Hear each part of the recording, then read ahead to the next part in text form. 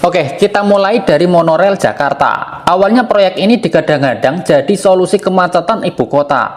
Tiang-tiang monorail bahkan sudah berdiri di jalan utama sejak 2004. Tapi di balik itu perencanaannya itu sangat lemah. Pendanaannya itu nggak jelas, konsorsium bubar, dan lahan belum siap. Setelah bertahun-tahun mangkrak, proyek ini resmi dibatalkan pada 2015. Tiangnya tersisa sebagai monumen kegagalan perencanaan transportasi. Lalu ada mobil Nasional Timor. Di era Orde Baru, mobil Timor dipromosikan sebagai simbol kemandirian industri otomotif. Mobil ini dijual murah karena bebas pajak. Tapi kebijakan itu dianggap melanggar aturan perdagangan internasional. Saat krisis ekonomi 1998 datang, proyek ini langsung runtuh. Pabrik tutup dan mobilnya hilang dari pasar. Mobil Timor jadi contoh nasionalisme ekonomi yang salah arah. Berikutnya jembatan Selat Sunda. Ide menghubungkan Jawa dan Sumatera lewat jembatan raksasa sepanjang 30 km itu terdengar luar biasa. Tapi biaya yang mencapai ratusan triliun rupiah bikin proyek ini sulit diwujudkan.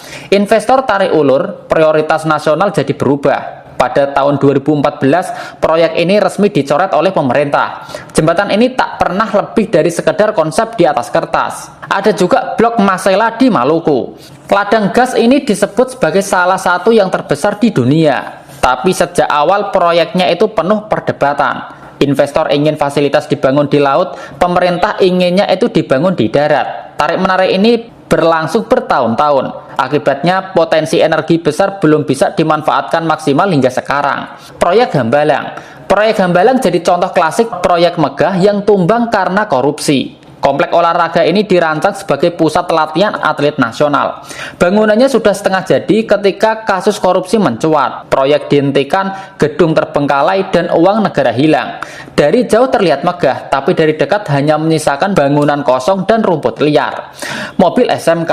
Mobil SMK juga sempat mencuri perhatian. Mobil ini diklaim sebagai karya siswa SMK dan sempat dipakai sebagai kendaraan dinas. Harapannya jadi simbol kebangkitan industri otomotif lokal. Tapi produksi massalnya itu tak pernah jelas. Hingga sekarang mobil SMK lebih dikenal sebagai janji yang tak pernah tuntas. Bandara Ngeloram di Blora. Bandara Ngeloram didirikan pada tahun 1980 untuk keperluan minyak dan juga gas. Bandara ini sempat tidak beroperasi selama beberapa tahun, tapi kembali dibangun dan diresmikan Bapak Joko Widodo pada Desember 2021. Alasan pembangunan ulang ini diharapkan Bandara Ngeloram mampu meningkatkan aktivitas industri perminyakan dan bisnis di sekitar Blora, Bojonegoro, dan sekitarnya. Bandara yang menghabiskan anggaran APBN mencapai 132 miliar itu kini sepi pengunjung dan tidak melayani satupun penerbangan. Garuda Indonesia. Garuda Indonesia juga pernah punya mimpi besar. Lewat program ekspansi global, maskapai ini ingin menjadi pemain dunia. Pesawat dibeli, rute dibuka, dan citra diperbarui. Tapi manajemen keuangan tak sehat, utang menumpuk dan kasus korupsi muncul di mana-mana.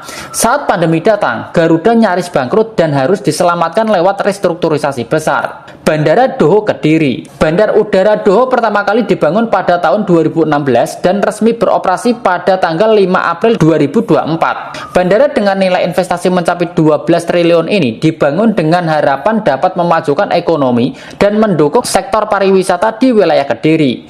Namun sekarang bandara yang dibangun secara megah itu sepi karena minimnya rute penerbangan dan harga tiketnya yang mahal. Proyek Food Estate. Saat pandemi muncul proyek Food Estate. Tujuannya mulia, ketahanan pangan nasional. Lahan besar dibuka di Kalimantan dan juga Papua. Tapi realitanya jauh dari harapan.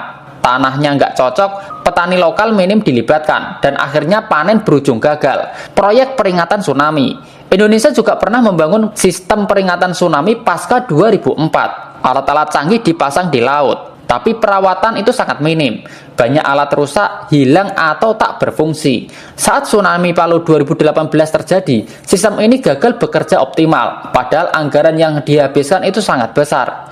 Sekarang kita masuk ke proyek yang paling kontroversial, yaitu IKN Nusantara. Pemindahan ibu kota ini disebut sebagai langkah berani dan juga visioner. Tapi kritik datang dari berbagai arah. Biayanya besar, dampak lingkungannya juga, dan kesiapan infrastruktur jadi sorotan. Hingga sekarang IKN masih berjalan, tapi masa depannya terus diperdebatkan dan belum bisa disebut sukses. Bandara Kertajati. Bandara Kertajati di Majalengka juga masuk daftar. Bandara ini dibangun megah dengan harapan jadi pusat penerbangan di Jawa Barat. Tapi lokasinya jauh dari pusat kota dan aksesnya minim. Penumpangnya sepi, maskapai juga enggan masuk.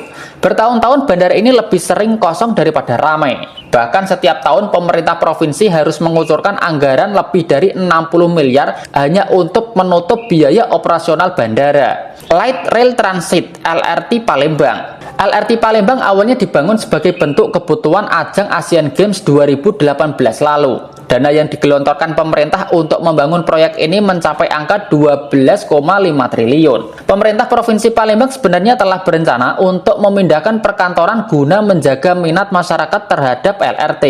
Namun sayangnya pergantian kepemimpinan menyebabkan pergantian kebijakan. Diketahui bahwa kondisi LRT Palembang saat ini sepi peminat alias nggak termanfaatkan secara optimal. Kereta cepat bus.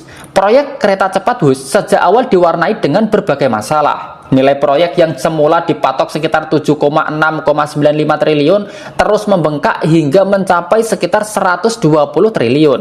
Padahal Presiden Jokowi sempat berjanji proyek ini tidak akan memakai APBN. Namun pada 2022 pemerintah tetap menyuntikkan 4,1 triliun lewat PMN. Jadwal operasionalnya molor jauh dari target awal. Selain itu, proyek ini diperkirakan baru balik modal setelah 38 tahun. Ini yang membuat manfaat ekonominya terus diperdebatkan. Meikarta. Proyek Meikarta adalah mega proyek kota mandiri di Cikarang, Bekasi yang diprakarsai oleh PT Lipo Cikarang Tbk yang menawarkan hunian massal apartemen dengan ambisi membangun 100 menara dan fasilitas lengkap. Namun, sejak diluncurkan pada tahun 2017, ini selalu diwarnai kontroversi, termasuk masalah izin, kasus suap pejabat Bekasi yang menyeret Direktur Lipo Group, hingga keluhan konsumen yang unitnya tak kunjung diserahkan. Ironisnya, hingga tahun 2026 masih banyak konsumen yang belum serah terima unit apartemen, padahal pembayaran sudah dibayarkan.